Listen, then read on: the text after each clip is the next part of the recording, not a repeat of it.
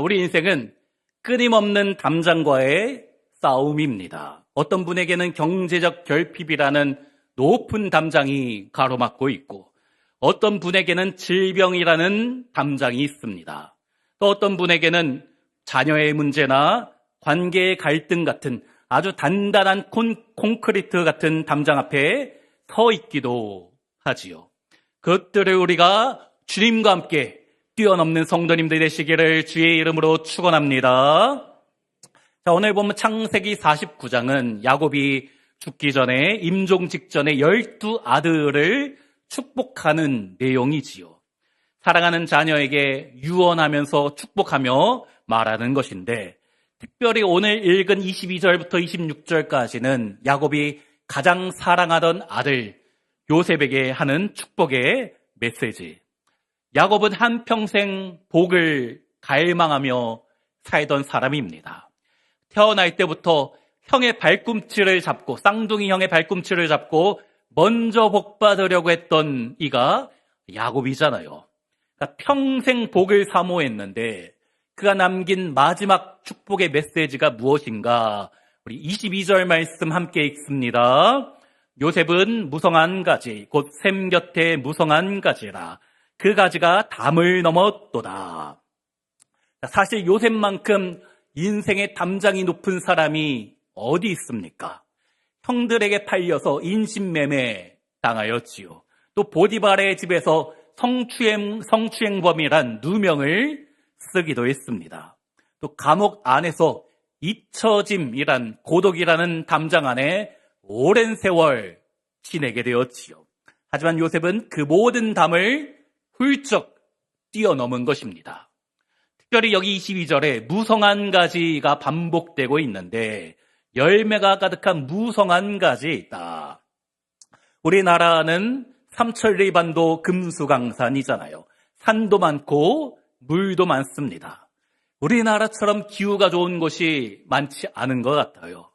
제가 이스라엘에 성지순례에 갔었는데 시편 23편에 푸른 풀밭, 쉴만한 물가를 기대하고 갔는데 가봤더니 푸른 풀밭이 없습니다. 쉴만한 물가 찾기가 쉽지 않아요. 물론 제가 갔을 때가 건기여서 그랬겠지만 그래도 그렇지 어떻게 누런 풀떼기밖에 없는지, 성경에 목마른 사슴이 시냇물 찾기에 갈급함같이 내 영혼이 주님 찾기에 갈급하나이다 라는 그 말씀이 이해가 되더라고요. 정말 헤매야지만 나무를 찾을 수 있고 작은 시냇가를 헤매야지만 찾을 수 있는 것입니다. 그것도 초라한 나무뿐이에요. 시띠나무, 아주 작은 그리고 가는 나무, 그것만 찾아볼 수 있습니다. 정말 무성하고 열매가 많이 맺히는 나무는 어디 있는가? 갈릴리 호수 근처에 있는 것이요. 또 요단강 근처에 있는 것입니다. 왜 그런가? 지난주에 이야기했는데 1년 내내 눈이 쌓여있는 헬몬산에서 그 눈이 녹아서 요단강으로 흐르고 갈릴리 바다로 물이 공급되는 것이에요. 자, 요셉의 인생도 마찬가지입니다. 요셉의 가지가 무성했던 이유가 무엇인가? 22절 다시 보면 그 뿌리가 샘 곁에 있기 때문입니다. 이스라엘 땅, 팔레스타인 땅은 1년 내내 가뭄이 심하기 때문에 물이 많지 않아요. 하지만 샘 곁에 있으면 가지가 깊이 뿌리를 내려서 수분을 흡수해 가는 것이지요. 그러면 어떤 가뭄과 더위가 찾아오든지 간에 버틸 수 있고, 아니 버티는 것만이 아니고 열매 많이 맺게 되는 것입니다. 샘 곁에 있는 것이 중요한데 이 샘이 무엇인가? 하나님, 우리가 믿는 하나님이 우리 인생의 참된 샘이 되십니다. 시편 36편 9절에 진실로 생명의 원천이 주께 있사오니 주의 빛 안에서 우리가 빛을 보리이다. 여기 원천이 샘이란 같은 단어입니다. 그 생명의 원천이 주님께 있기 때문에 우리 인생이 살아갈 수 있는 원천이 주님께 있기 때문에 주님 안에 거하면 우리 인생 가운데 무성한 가지를 또 무성한 열매를 맺게 되는 줄로 믿습니다. 신약 성경에도 골로새서 2장에 보면 그 안에 뿌리를 박으며 세움을 받아 교훈을 받는 대로 믿음에 굳게 서서 감사함을 넘치게 하라. 자, 여기 그 안에는 바로 앞절에 나오는 그리스도 예수. 주님 안에 깊이 뿌리 내리면 우리 인생에 무성한 열매를 맺을 뿐 아니라 감사가 넘치게 될 줄로 믿습니다. 중요한 것은 우리 사랑하는 성도님들 샘 곁에 있으십니까? 예수님 곁에 있어야지 무성한 열매를 맺게 된다 이야기했잖아요. 가끔 보면 경기가 좋고 수입이 좋으면 얼굴이 활짝 피고 그렇지 않으면 얼굴이 찡그리고 그것은 샘 곁에 있는 것이 아니잖아요. 새로 어떤 좋은 환경, 좋은 여건 때문에 기쁘고 그렇지 않으면 힘들고 인상 찌푸린다. 그것은 주님 안에 있는 것이 아닙니다. 내가 정말 믿음이 주님과 또 주님이 내 안에 내가 주님 안에 있는지 점검해봐야 하는 것이에요. 우리는 생수의 근원이신 예수님께 또 예수님으로 인하여 이 주님께 뿌리 내린 인생이 되어질 때에 날마다 은혜가 넘치고 행복하게 될 줄로 믿습니다. 그런데 그 가지가 무성한 것만이 아니고 담을 뛰어넘는다 이야기했잖아요. 담은 우리 인생의 한계를 말한다 하였지요. 우리 인생에 내 능력이라는 담이 있습니다. 또 불경기라는 담이 있고 육체의 질병이라는 거대한 담이 내 인생을 가로막을 때가 참으로 많이 있습니다. 누구에게나 인생의 담은 있습니다. 문제는 누구에게나 있지만 그 담을 뛰어넘는 사람이 있는가 하면 그 앞에 포기하고 좌절하고 무너지는 사람이 있는 것이에요. 그러면 누구는 뛰어넘고 누구는 넘지 못하는가? 아파트 단지나 골목을 지나가다 보면 담장을 넘어 이웃집으로 뻗어가는 가지를 종종 보게 되지요. 그 나무가 담장을 넘으려고 애쓰는 것 보셨습니까? 나무가 아침마다 일어나서 나는 할 수 있다, 하면 된다, 해보자, 담장을 한번 넘어보자 라고 구호를 외치지 않잖아요. 그렇지 않습니다. 그냥 뿌리가 물을 제대로 먹으면 생명력이 차고 넘쳐서 어느 날 보니 자연스럽게 가지가 담장 밖으로 뻗어가는 것입니다. 우리 인생의 한계를 뛰어넘으려면 나의 기합으로 되는 것이 아닙니다. 내가 해봐야지 해서 되는 것이 아니에요. 나의 노력 필요하지만 내 노력으로 다 되는 것도 아니라는 것이지요. 근원이 채워지면 자연스럽게 되는 것입니다. 예수 그리스도라는 샘 곁에 뿌리 내린 가지가 반드시 무성해지고 결국 이 담장이라는 한계를 뛰어넘게 되는 것입니다. 한계를 극복하게 되는 것이에요. 우리 성도님들 인생 가운데 있는 한계가 내가 그것을 뛰어넘으려 발버둥 치는 것이 아니라 어떻게 해야 됩니까? 하늘의 힘으로 날아오르는 우리가 되어질 때에 그 어떤 것도 능치 못하게 될 줄로 믿습니다. 그런데 또 한 가지 알아야 될 것이 우리 집 담장을 넘어서 어딘가로 간다, 다른 곳으로 넘어간다, 남의 것을 빼앗는 것이 아닙니다. 옛날 조선시대 오성과 한음 이야기, 감나무가 옆집으로 넘어갔더니 이 나무가 이 감이 우리 거냐 니네 거냐 싸웠다는 이야기 있잖아요. 하지만 결국 싸우다가 서로 인정하고 사돈 맺었다, 그런 이야기 있었잖아요. 오늘 말씀에 요셉의 가지가 담장을 넘었다. 무슨 이야기입니까? 다른 사람의 것을 빼앗는 것이 아니에요. 다른 사람의 것을 넘는 것이 아니고 요셉의 가지가 담을 넘었기 때문에 수많은 사람이 그 혜택을 누리게 되는 것입니다. 먼저는 요셉이 복받아서 요셉의 형들이 그 복을 누렸습니다. 또 그 당시 전 세계적인 기근이 이 이집트와 그 주위 나라에 있었는데 다 죽어갈 때에 요셉이 이집트의 총리가 되어 잘 통치하였기 때문에 애굽도 살고 그 주위의 나라가 다 살게 되었잖아요. 기근에서 건져준 것입니다. 저는 사랑하는 우리 성도님들, 나의 담장을 뛰어넘어 놀라운 축복을 받으시기를 간절히 소망합니다. 그리하여 내가 받은 축복을 다른 사람들에게 전함으로 나로 인하여 누군가가 생명 얻고, 나로 인하여 누군가가 행복하고, 나로 인하여 누군가가 더 기쁨 가득하시기를, 그렇게 살아가는 성도님들 되시기를 주의 이름으로 축원합니다. 자, 그런데 23절 보니까 활 쏘는 자가 그를 학대하며 덕계심을 가지고 그를 쏘았으나, 자, 야곱은 요셉의 인생을 미화하지 않아요. 그의 인생에 상처가 많은 것 그대로 인정하면서 활 쏘는 자가 요셉의 삶 가운데 참 많이 있었다. 요셉은 가만히 있었는데 너 죽어봐라 달려드는 사람이 많았잖아요. 활을 들고 따라오는 것입니다. 먼저는 형들이 그랬잖아요. 동생을 시기하고 질투하였습니다. 물론 그럴 수 있죠. 부부 간에 또 친구 간에 부모 자식 간에 마음이 안 맞고 갈등이 생길 수가 있습니다. 하지만 그렇다고 동생을 죽이면 안 되잖아요. 팔아먹으면 안 되잖아요.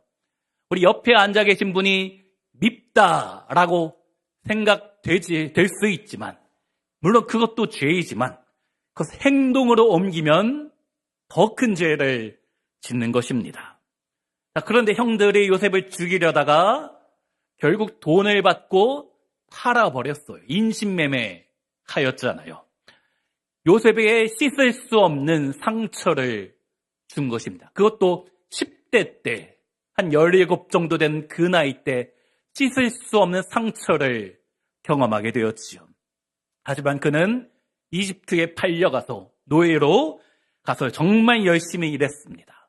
하나님 믿는 사람은 어디에서 무엇을 하든지 열심히 살아가야 되는 것이에요. 제가 아는 집사님이 남들보다 1시간 일찍 출근해서 자기가 안 해도 되는 일을 하였습니다. 다른 사람의 책상을 닦아주고 쓰레기도 버려주고 그랬더니 이분이 알바로 들어갔다가 계약직이 되고 몇 년 후에 정규직이 되었어요. 사실 계약직이 정규직 되는 것은 쉽지 않은 것입니다.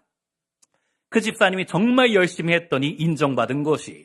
자, 그런데 왜 열심히 했는가?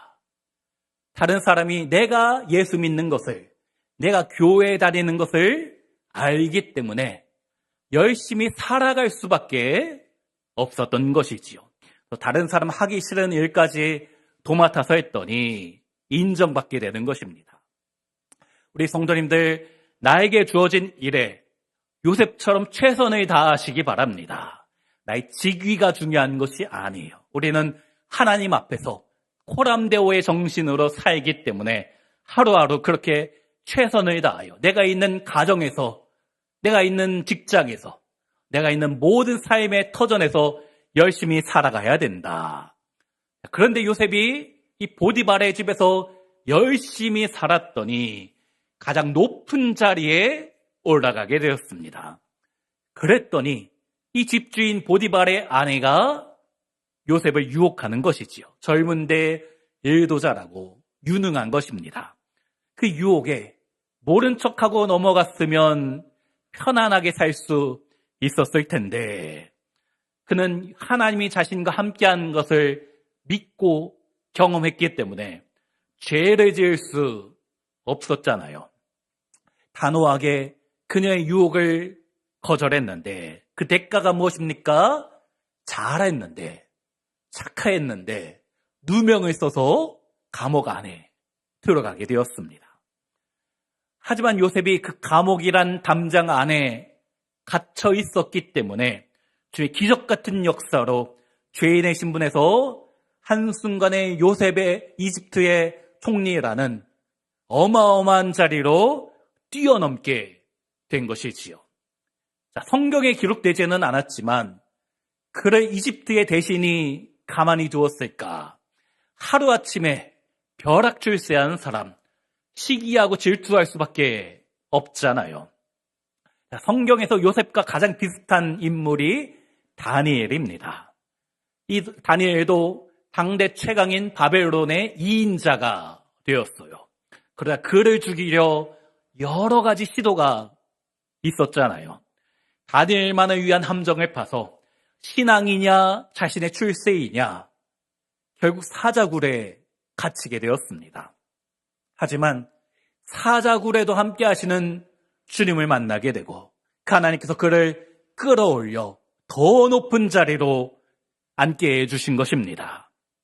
요셉의 인생에도 다니엘의 인생에도 열심히 예수 안에서 살아가기 원하는 신앙 안에서 살아가는 자에게 늘 적개심을 가지고 화살을 쏘는 사람이 우리 인생에도 찾아오는 것이지요. 하지만 요셉의 반응이 어땠습니까? 활 쏘는 자에게 네가 왜 나한테 그러냐? 똑같이 갚아주지 않았습니다. 나중에 원수 갚을 힘이 생겼는데도 복수할 수 있는 능력이 있음에도 이집트의 총리가 됐음에도 다 용서한 것이잖아요. 모든 것을 하나님의 섭리 가운데 두었던 것입니다. 요셉만 그렇습니까? 우리도 마찬가지. 우리 인생에도 물론 요셉만큼은 아니겠지만 마치 나를 죽이려는 듯이 나를 팔아먹으려는 듯한 그 누군가가 있잖아요. 그런 사람이 어디 있습니까? 항상 내 주위에 있는 사람이 그러는 거예요. 우리 가정에 있고 직장에 있습니다. 항상 이야기하지만 아프리카에 있는 누군가가 날 힘들게 하지 않아요. 내 옆에 있는 누군가 때문에 마음 상하고 상처 입는 것입니다. 자, 그런데 정말 축복받는 사람이 누구인가? 정말 하나님의 놀라운 은혜 가운데 살아가는 사람이 누구인가? 내 인생에 화를 쏘는 사람이 하나도 없고 나를 힘들게 하는 자가 하나도 없는 사람이 축복받는 사람이 아닙니다. 그럼에도 불구하고 그 모든 것을 극복하고 이겨내는 사람, 내 인생의 수많은 위기와 고난을 극복해내는 사람, 인생의 담을 뛰어넘는 사람이 더 성장할 수 있게 되고 더 큰 축복을 받게 되는 것이지요. 우리 시편 18편 29절 말씀 우리 한 목소리로 같이 읽습니다. 내가 주를 의뢰하고 적군을 향해 달리며 내 하나님을 의지하고 담을 뛰어넘나이다. 내가 어떻게 내 인생의 담을 뛰어넘을 수 있는가? 적군이 있어야 돼요. 하지만 적군만 있는 것이 아니라 하나님 의지할 때 가능한 것이지요. 우리 사랑하는 빛과 소음교회 성도님들, 주님 의지하여 우리 인생에 있는 그 어떤 장애물이든지 뛰어넘는 성도님들 되시기를 주의 이름으로 축원합니다. 그런데 어떻게 가능한가? 24절에 요셉의 활은 도리어 굳세며 그의 팔은 힘이 있으니 이는 야곱의 전능자 이스라엘의 반석인 목자의 손을 힘입음이다. 자, 여기 24절 맨 앞에 그러나라는 단어가 생략되어 있어요. 힘이 빠질 것 같은데 그러나 도리어 굳세다. 내 인생에 화를 쏘고 나에게 상처 주는 사람이 있지만 많지만 또 나의 인생 가운데 때로는 요셉처럼 왕따 당하는 것처럼 느껴지지만 그러나 도리어 굳세며 그럴 만한 상황이 아니었지만 도리어 전화위복이 되어 나를 더 굳세게 하였다. 그럴 수 있는 이유가 무엇인가? 24절 끝에 이는 야곱의 전능자 이스라엘의 반석인 목자의 손을 힘입음이라. 하나님의 도움이 있었기 때문에 요셉의 인생에 수많은 아픔, 갈등이 있었지만 그 수많은 고난을 이겨낼 수 있었던 이유는 자기 힘으로 한 것이 아닙니다. 주님의 도우심이에요. 그런데 이 말씀 잘 보면 지금 야곱이 사랑하는 아들 요셉에게 하는 축복의 말씀이잖아요. 야곱이 말하기를 하나님이 너를 도와주셨다라고 말하지 않고 야곱의 전능자가 너를 도와주셨다. 또 그 뒤에도 이스라엘의 반석인 목자. 이스라엘도 야곱의 또 다른 이름이잖아요. 나의 반석인 주님이 너를 도와주셨다. 또 25절에도 내 아버지의 하나님께로 말미암나니. 자, 하나님을 지칭하는데 단순히 전능하신 하나님, 능력의 하나님이라고 말하지 않고 그분이 너를 도와주신다라고 하지 않고 나의 하나님이 너를 도와주신다. 자기 이름 대면서 야곱의 전능자, 이스라엘의 반석인 너의 아버지의 하나님이 무슨 뜻입니까? 나의 하나님이 나의 자녀인 너를 도와주신다. 자, 야곱에게 있어서 하나님 어떤 분이십니까? 머리로만 아는 하나님이 아니었습니다. 성경 지식으로만 알던 하나님이 아닙니다. 내 삶 가운데 경험되어졌던 주님, 날마다 숨쉬는 순간마다 나와 함께 하시고 나의 등 뒤에서 나를 지키시고 보호하셨던 그분을 내가 경험했기 때문에 내 자녀인 너에게도 그분이 동일하게 은혜 주실 것이다. 그 믿음이 야곱에게 있었던 것입니다. 사랑하는 우리 성도님들, 하나님이 나를 도와주십니다. 이 고백이 필요한 것이에요. 단순히 성경에 나오는 야곱의 하나님, 아브라함의 하나님, 이삭의 하나님이 중요한 것이 아니고 그 하나님이 나의 하나님이 되어야 그 놀라운 홍해를 가르시고 여리고성을 무너뜨리신 하나님이 나의 하나님이 되셔야 내 인생의 수많은 장애를 극복하게 되는 줄로 믿습니다. 그 하나님, 내가 만난 하나님이 내가 힘들 때 나에게 은혜 주셨던 하나님이 너를, 우리 자녀를 지켜주실 것이다. 신앙은 경험되어지는 것이고 계승되어지는 것입니다. 부모님으로부터 믿음의 유산을 받으신 분들 있으시잖아요. 축복입니다. 그런데 나는 우리 집안에서 처음 예수 믿었는데 하시는 분도 많이 있잖아요.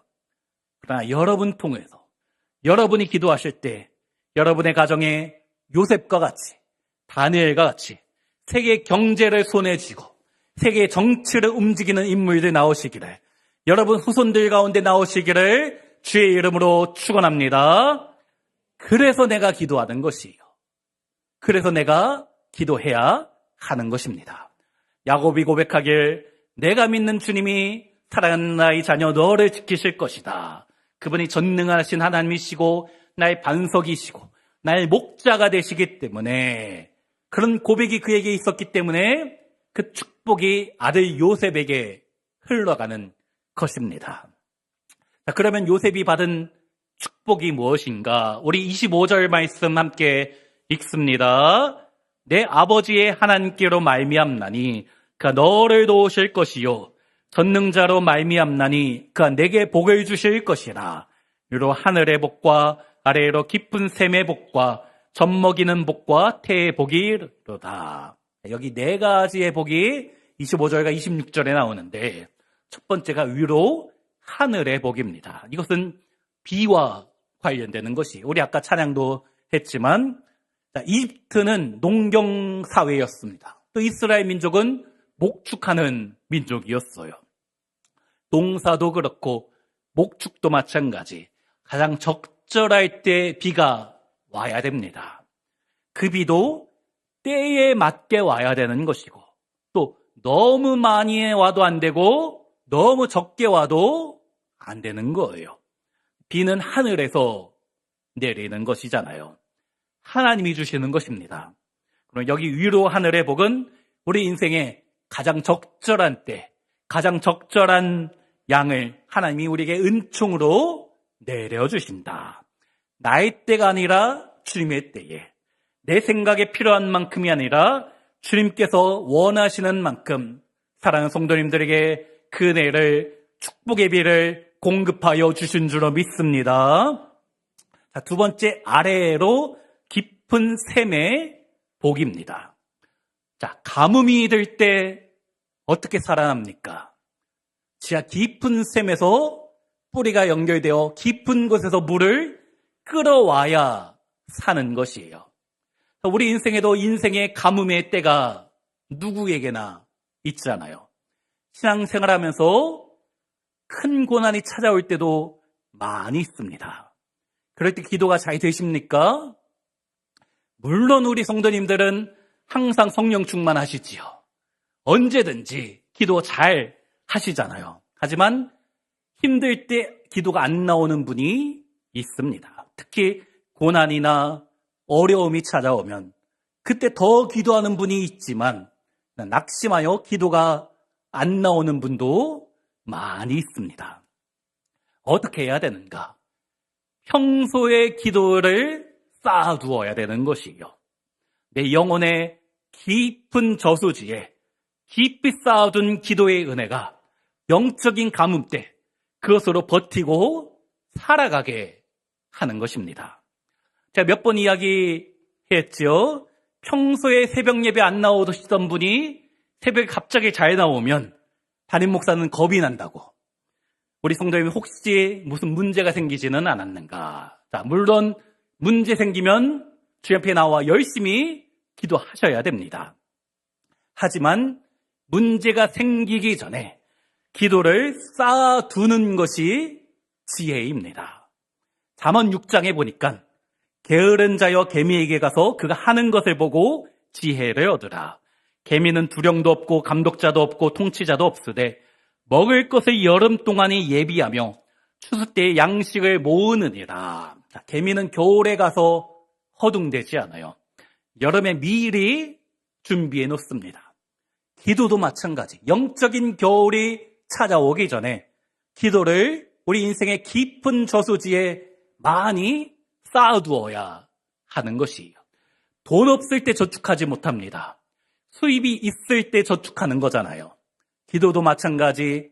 인생에 여유가 있을 때, 평안할 때, 그때 쌓아두어야 하는 것이에요. 그러므로 문제가 생겨서 기도하는 것이 아니라 미리 내 영혼의 깊은 저수지에 가득 물을 채워넣는 성도님들 되시기를 간절히 부탁드립니다. 세 번째가 젖먹이는 복과 태복이로다. 이것은 후손의 복입니다. 고대의 가장 큰 복이 자녀의 복, 다산의 복입니다. 야곱이 지금 하나님 우리 요셉에게 많은 자녀를 주시고 그에게 젖을 잘 먹여 잘 양육하여 하나님의 사람으로 세워지게 하소서. 사랑하는 우리 성도님들 삶에도 이런 축복이 있으시기를 간절히 원합니다. 제가 작년부터 시작한 게 있는데 우리 교회에 와서 1년 이상 교회 다니는 성도 출산하면 출산 축하금 드린다. 첫째 낳으면 50만 원, 둘째 낳으면 70만 원, 셋째 이상, 셋째, 넷째, 다섯째 낳을 때마다 100만 원 드린다. 아직 한 가정밖에 못 받았어요.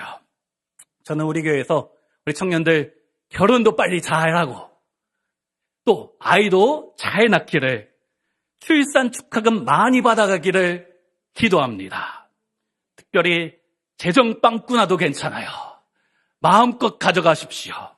특별히 우리 결혼을 위해서 기도하는 우리 젊은이들, 또 자녀를 위해서 기도하는 우리 성도님들 가정에 태의 복과 젖먹이는 복이 오늘 말씀에 나오는 그 모든 약속의 말씀들이 이루어지시기를 주의 이름으로 축원합니다. 자, 네 번째 복은 26절입니다. 우리 마지막으로 함께 읽습니다. 내 아버지의 축복이 내 선조의 축복보다 나아서 영원한 산이 한없음 같이 이 축복이 요셉의 머리 위로 돌아오며 그 형제 중 뛰어난 자의 정수리로 돌아오리로다. 야곱이 말하기를 하나님이 내 할아버지 아브라함보다 내 아버지 이삭보다 나에게 더 많은 은혜 주셨다. 그 복은 영원한 산이 한없음 같이. 산 같은 복이 무엇인가? 높은 산, 변하지 않는 산 의미하는 거잖아요. 하나님께서 높은 산 같은 복을 변하지 않게 주실 것이다. 그 복을 주님이 내 부모보다 나에게 더 많이 주셨다. 그리고 이제 이 축복이 요셉의 머리, 내 자녀에게 흘러갈 것이다. 그 복이 요셉에게 또 그 자녀들에게 이어지고 계승될 것이다. 우리 선조 부모님도 많은 축복받았는데 나는 그것보다 더 많이 받았고 이제 내 자녀, 내 사랑하는 요셉, 네가 더 많이 받기를 바란다. 저는 우리 사랑하는 성도님들, 지금 이곳에 계신 성도님들에게 놀라운 은혜와 축복이 날마다 풍성하게 넘치시기를 간절히 소원합니다. 그런데 여러분의 자녀에게 여러분보다 더 큰 은혜가 넘치시기를, 더 큰 축복을 넘치시기를, 건강도 그렇고 물질도 그렇고 또 하나님께서 귀하게 여러분보다 자녀들을 더 크게 사용하시기를 주의 이름으로 축원합니다. 어느 시골에 아주 맛있는 포도가 열리는 나무 한 그루가 있었어요. 근데 이 나무 주인이 욕심이 많아 이걸 나만 먹어야지 이 포도나무 주위에 높은 담을 쌓았습니다. 이 귀한 포도를 그 누구에게도 빼앗기지 않을 것이다. 그런 마음이었지요. 세월이 흘러 이 포도나무가 무럭무럭 자라게 되었습니다. 뿌리가 깊어지니 생명력이 넘쳐나서 결국 이 가지가 높은 돌담을 넘어 돌담 너머까지 뻗치게 된 것이에요. 길을 지나가던 배고픈 자들이 그 포도나무의 열매를 따먹었고 지나가던 나그네가 그 그늘에서 쉬었습니다. 이 주인이 처음에는 화가 났지만 담장 밖에 사람이 이 포도나무 때문에 살 것 같다 감사하는 소리 듣고 깨달았어요. 뿌리가 깊고 건강한 나무는 내가 아무리 높은 담장을 쌓아도 결국 그것을 넘어가 다른 누군가를 살리는구나. 우리 인생도 마찬가지입니다. 우리가 하나님이라는 샘에 깊이 뿌리 내리면 세상이 우리를 가두기 위해 쌓아놓은 고난이라는 담장도 절망이라는 담장도 더 이상 우리 인생의 장벽이 아니게 되는 것이에요. 오히려 그것이 그 담장이 우리의 축복을 더 먼 곳으로 흘려보낼 수 있는 지지대가 되는 것입니다. 사랑하는 우리 성도님들, 세상은 자꾸 우리에게 담을 쌓으라 말합니다. 하지만 성경의 복은 넘쳐 흐르는 것이에요. 내 앞에 놓인 한계가 너무나 거대해 보이지만 낙심할 필요 없습니다. 담장을 보는 것이 아니라 뿌리가 어디에 연결되어 있는가, 그것이 중요한 것이에요. 그 뿌리가 이 세상의 썩은 웅덩이에 연결되어 있는 것이 아니라 영원한 생명수 되시는 예수 그리스도 주님께 다 있으면 우리 인생 가운데 걱정할 필요가 없습니다. 우리 팔을 잡고 계시는 전능하신 하나님, 우리의 반석이시요 우리 목자 되시는 하나님께서 우리 인생을 무성하게 하실 줄로 믿습니다. 결국 우리 인생의 담장을 넘어 누군가에게 그늘이 되어주고 누군가에게 생명의 열매를 나누어주는 그런 요셉과 같이 축복의 통로로 쓰임받으시는 성도님들이 되시기를 주의 이름으로 축원합니다. 그러므로 나는 생명이 무성한 샘 곁에 가야지이다 라는 그 고백을 믿으며 주님의 은혜 가운데 살아가며 내가 받은 복을 전하며 더 많은 복 가운데 누리시기를, 그런 모든 성도님들 되시기를 주의 이름으로 축원합니다.